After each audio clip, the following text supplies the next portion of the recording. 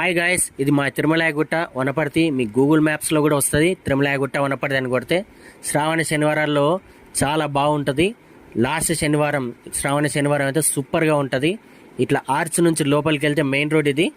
అక్కడ సెక్యూరిటీ ఉంటారు. చాలా ఆహ్లాదకరంగా ఉంటుంది. చెట్లు చేమలు చాలా బాగుంటుంది. జనాలు వస్తుంటారు పోతుంటారు.